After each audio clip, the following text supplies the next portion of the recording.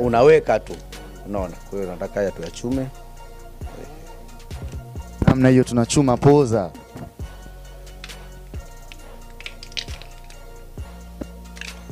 Tunachuma poza, tunaenda kuchanganya madawa, tuone namna gani ambavyo mtu anatolewa mikosi na majini kwa kutumia mafuta ya moto.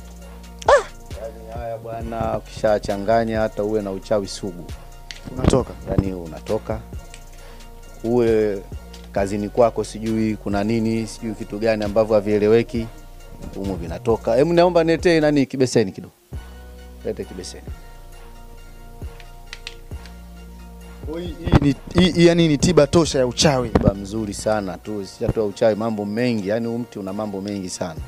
Miti iko mingi, hata siku mtakuja nitawapelekeni shambani kwangu ambako huko ndo nimepanda miti mingi sana ambayo ya dawa, ndo ambako wanaandaa huko na ndo ambayo nakuja huko kwa ajili ya kufanya zoezi hilo. Haya ni moja ya majukumu yetu. Besen chetu hiki hapa sasa dokta. Hiki ngoja huko nduma yake huko ndo tunaweka, sababu naona atakuwa kidogo mengi. Ili na wao watazamaji wapate kujua kwamba mambo haya yapo, na ukiona mtu yaamini ujue hajawahi kukukuta, ila yapo. Ni yapo. Uchawi wote unajua, mtu akikwambia sijui uchawi hamna na nini, huyo mtu alijawahi kumkuta, lakini likimkuta yeye mwenyewe mbona atakwambia. Na isitoshe unajua mimi nina kipaji kimoja. Kuna watu ambao sio hapa tu. Mimi nina kipaji ambao au unaweza kusema ni makarama, kwa sababu shughuli zangu hizi sifikiri kwamba nafanya hapa Tanzania tu, hata nje ya nchi, na watu wengi ambao wako ngambo ya hapa. Na mara nyingi huwa wanapigiwa sana simu nyingi, na huwa nafanya maombezi hata wakiwa huko mbali. Na unajua kila dunia ilivyo na kila sehemu ilivyo, kuna haya mambo. Mfano wewe leo tutaona tuko hapa, sawa? Lakini huko Ulaya miti ipo. Mimi nina uwezo wa kumuelekeza mtu, sawa? Labda mtu nikamuelekeza kwa sababu labda yuko sehemu fulani. Nikamwambia bwana huko sehemu fulani, akanipigia simu, nikamwambia huko ulipo chukua kitu fulani, chukua kitu fulani, chukua kitu fulani, sawa, changanya, na akafanya kitu fulani. Wakati mwingine naweza nikawa hapa labda hapa ofisini. Nikishakuwa labda hapa ofisini mtu nikamuelekeza, bwana sasa hivi tunafanya maombi. Na katika haya maombi ambayo sisi tunayafanya hapa, kwa hiyo wewe sasa hivi utakaa hapo, utaacha labda shughuli zako kadhaa, sawa, hili niweze kufanikisha jambo fulani. Basi pa tunafanya maombi na vitu fulani vinakwenda. Unaona Kwa hiyo sio kwamba hili jambo liko hapa. Tunataka niandae hapa ni sage hii.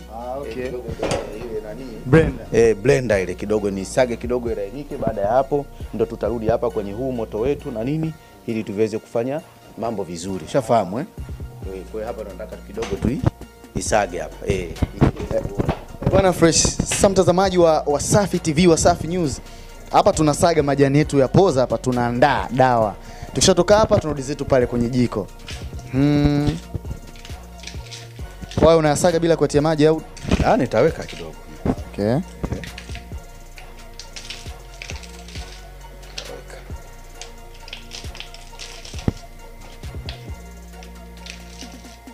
Majani ya poza ndio majani ya kuondoa dawa ya mikosi, uchawi na kila kitu. Yale unajua wewe sugu.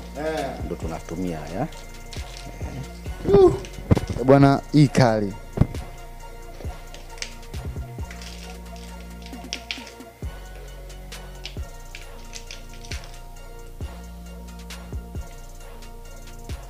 Haya natosha kabisa hayo. Ndio nataka hapa niangalie.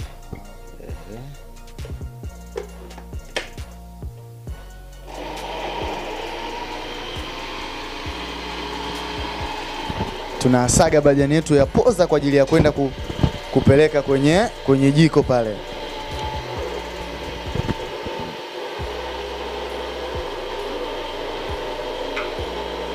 Ongeza maji kidogo. Mara nyingi sana haya watu tunatakiwa tuyatumie kwenye kuyatwanga. Sasa kutwanga muda unakuwa kidogo ni mrefu. Kwa hiyo hapa kidogo tunarahisisha.